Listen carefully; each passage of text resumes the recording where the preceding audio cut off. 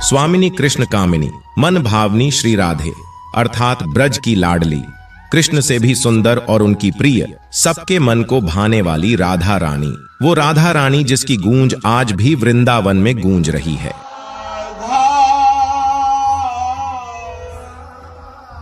जब भी संसार में प्रेम और त्याग की बात होती है तो सभी की जुबान पर बस एक ही नाम आता है, श्री कृष्ण और राधा। राधा कृष्ण का प्यार सभी आसक्तियों से परे था।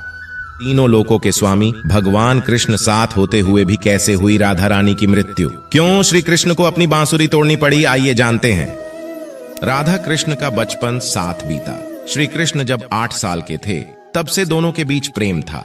राधा बचपन से ही श्री कृष्ण के दैवीय गुणों से परिचित थीं। उन्होंने जिंदगी भर अपने मन में प्रेम की स्मृतियों को बनाए रखा। यही दोनों के रिश्ते की सबसे बड़ी खूबसूरती है। रिश्ते की इस खूबसूरती को हमें भी अपने जीवन में अपनाना चाहिए। श्री कृष्ण 11.5 साल की उम्र में पहली बार राधा से तब अलग हुए जब कंस मामा ने बलराम और कृष्ण को मथुरा में आमंत्रित किया। हालांकि वृंदावन से अलग होते हुए कृष्ण ने राधा से वादा किया था कि वो 2 दिन में वापस लौट आएंगे, लेकिन विधि का विधान कुछ और ही था। राधा ने कई सालों तक अपने प्रेम का रास्ता निहारा, लेकिन कृष्ण वापस नहीं लौट सके। इसी बीच राधा के पिता वृषभानु ने राधा का विवाह कान्हा के छाया रूपी अवतार अभिमन्यु से करवा दिया। लेकिन दोस्तों, यह अभिमन्यु महाभारत वाला नहीं है। यह अभिमन्यु यादव कुल का था। योग माया के कारण राधा के साथ इसका विवाह हुआ, लेकिन योग माया के पराक्रम के कारण वह राधा की छाया भी नहीं छू सका और इस तरह राधा को अपने प्रेम को पवित्र रखने का रास्ता मिला।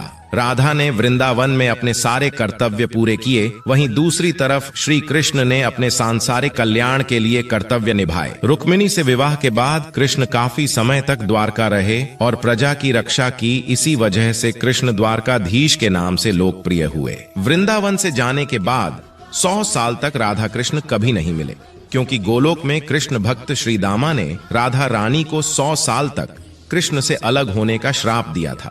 100 साल बाद राधा रानी कृष्ण से मिलने कुरुक्षेत्र जाती है, जहां कान्हा राधा से अपने साथ द्वारिका चलने का आग्रह करते हैं। उसके बाद राधा रानी द्वारिका आ जाती है, लेकिन राधा रानी को कान्हा की नगरी द्वारिका में कोई नहीं पहचानता था। राधा के अनुरोध पर कृष्ण ने उन्हें महल में एक देविका के रूप में नियुक्त किया। राधा दिन भर महल में रहती थीं और महल से जुड़े कार्य देखती थीं। मौका मिलते ही वह कृष्ण के दर्शन कर लेती थीं, लेकिन राधा को वहां वो आध्यात्मिक जुड़ाव नहीं हो पा रहा था। इसलिए वह कृष्ण से दूर जाने पर मजबूर हो गई और एक दिन वह महल से चुपके से निकल गई।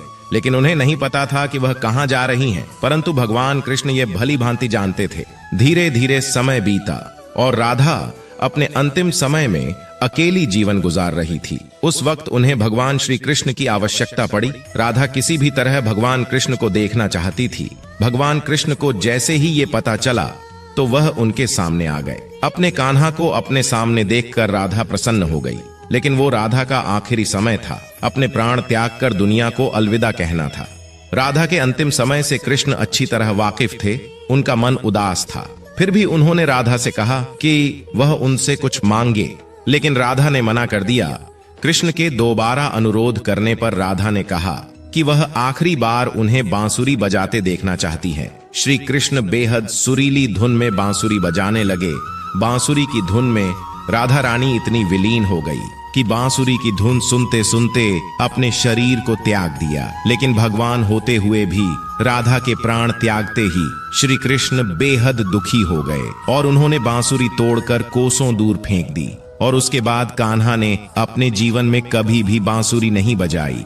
दोस्तों, राधा रानी की अंतिम यात्रा के बारे में जानकर आपको कैसा लगा? हमें कमेंट में जरूर बताएं और राधा रानी की इस यात्रा को सभी कृष्ण भक्तों को जरूर शेयर करें।